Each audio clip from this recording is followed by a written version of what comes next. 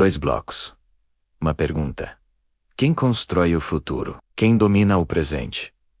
Ou quem planta as sementes? Este não é um confronto de armas, mas de tempo, estrutura e propósito. De um lado, o G7, do outro, o BRICS. Uma batalha silenciosa que definirá o século. O Grupo dos Sete, o G7, nasceu em 1975.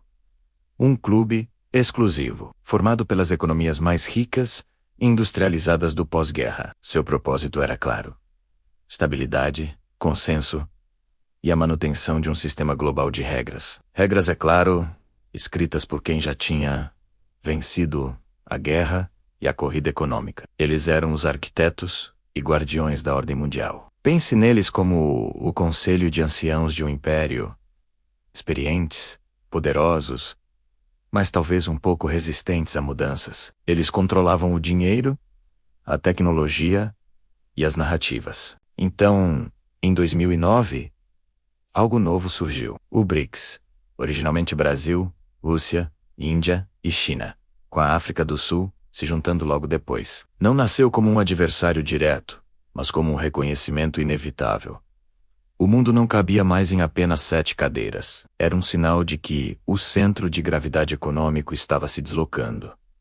Lenta, mas inexoravelmente, para o sul e para o leste. Era a voz dos gigantes emergentes que diziam: nós também estamos aqui. E nosso tempo chegou. Vamos olhar os números, porque eles contam uma história poderosa. O G7 representa cerca de 775 milhões de pessoas, ou 10% da população mundial.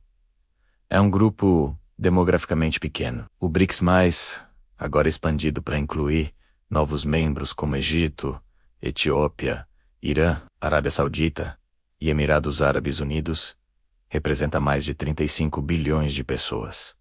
Quase metade da humanidade. É uma diferença demográfica brutal. E a economia? Por décadas, o G7 dominou o PIB global, sem contestação. Mas essa era está acabando. Se medirmos o PIB por paridade de poder de compra, que reflete melhor o custo de vida real, é como assistir a duas paisagens se formando. De um lado, as montanhas do G7, altas e imponentes, mas que crescem muito lentamente. Do outro, as montanhas do BRICS, que se erguem do chão, com uma velocidade impressionante. O G7 ainda controla o sistema financeiro, com o dólar como rei. Mas o BRICS está construindo suas próprias estradas, seus próprios bancos, e cada vez mais usando suas próprias moedas no comércio. O G7 controla o sistema. O BRICS expande o tabuleiro. Para entender a disputa, precisamos analisar as forças e fraquezas de cada um, como um mestre estrategista avaliando seus oponentes. Comecemos pelo G7, o leão velho. Sua força é inegável. Eles possuem a tecnologia mais avançada do planeta, instituições financeiras e políticas sólidas, como o Banco Mundial e o Fundo Monetário Internacional, e um poder cultural imenso, o chamado soft power. Hollywood, as melhores universidades, as marcas mais desejadas. O G7 não só dita as regras, ele molda os sonhos de grande parte do mundo. Sua espada é a inovação, seu escudo são as instituições, mas este leão está cansado. Sua principal fraqueza é demográfica.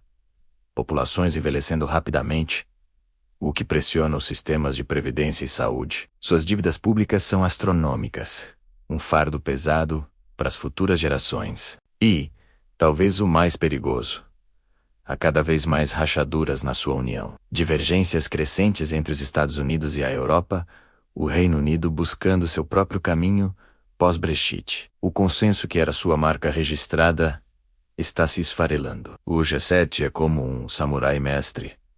Sua técnica é impecável. Seus movimentos são precisos. Mas ele já não tem a energia da juventude e suas articulações começam a doer. Agora, olhemos para o BRICS+.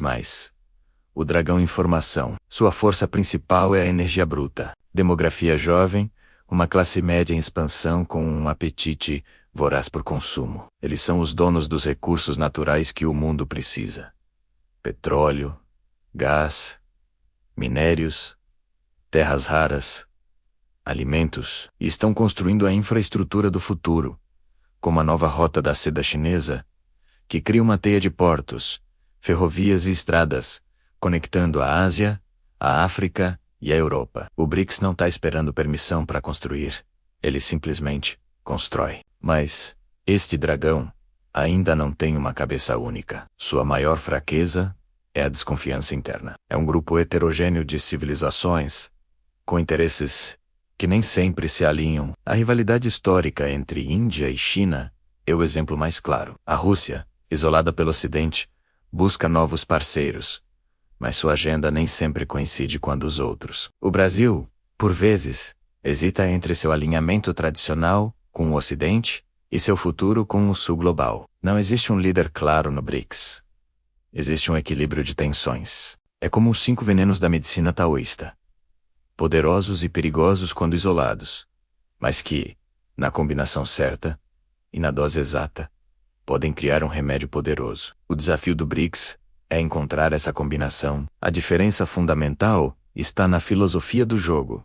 O G7 joga xadrez. É um jogo de confronto direto, com regras claras, onde o objetivo é capturar as peças do adversário e dar checkmate no rei. É um jogo de soma zero para eu ganhar.